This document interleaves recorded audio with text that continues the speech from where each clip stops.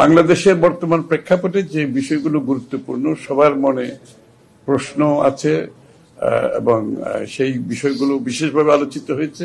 একটি হচ্ছে নির্বাচন, কবে নির্বাচন হতে যাচ্ছে, আমাদের ভাবনা কি। আরেকটা হচ্ছে বাংলাদেশের অর্থনীতি, যেহেতু ইউরোপিয়ান ইউনিয়নের সাথে বাংলাদেশের অর্থনৈতিকভাবে একটু খুবই ঘনিষ্ঠ সম্পর্ক আছে আমাদের সাথে তাদের অর্থনীতির।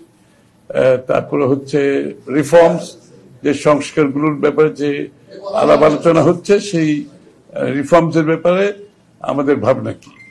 তো মূলত নির্বাচনের রোডম্যাপ, এই প্রশ্নটা নিয়ে আলোচনা হয়েছে এবং আমাদের পক্ষ থেকে যেটা আমরা সবসময় বলে আসছি, এই বছরের মধ্যে নির্বাচন সম্পন্ন হওয়া অত্যন্ত জরুরি এবং অন্য কোনো ভাবনা দিকে না গিয়ে সরাসরি জাতীয় নির্বাচনের দিকে গিয়ে দেশের আগামী দিনে একটি নির্বাচিত সরকারের হাতে ক্ষমতা হস্তান্তর করে বাংলাদেশে গণতান্ত্রিক প্রক্রিয়া অব্যাহত রাখার জন্য।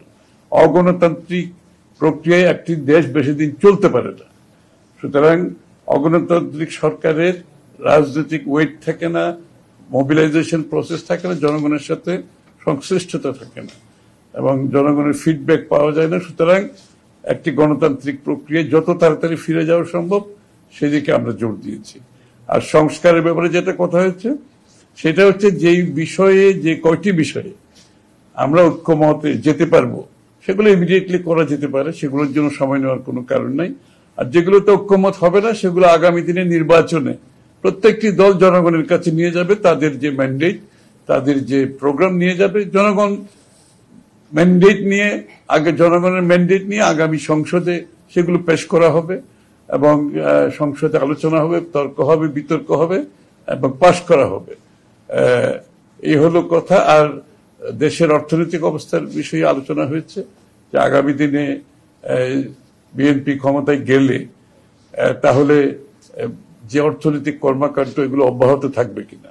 তো আমাদের পক্ষ থেকে পরিষ্কারভাবে বলা হয়েছে, বিএনপির অর্থনৈতিক সফলতা সম্বন্ধে আমরা বলেছি এবং আগামী দিনে অর্থনীতিকে এই যে গর্তের থেকে বের করে তুলে আনার জন্য যে প্রোগ্রাম বিএনপি ইতিমধ্যে নিয়েছে এবং এই সরকারের সময় যদি কোনো অর্থনৈতিক কর্মকাণ্ড উদ্যোগ নেওয়া হয় সেটা অবশ্যই আমরা সমর্থন করব এবং বাংলাদেশের স্বার্থে সেই কার্য অব্যাহত থাকবে। এবং আমাদের বিএনপির নিজস্ব প্রোগ্রাম আছে অর্থনীতির ক্ষেত্রে, সেগুলো আমরা অবশ্যই আগামী দিনে যদি জনগণ নির্বাচিত করে সেই কাজগুলো আমরা করব এবং এই তো আর কিছু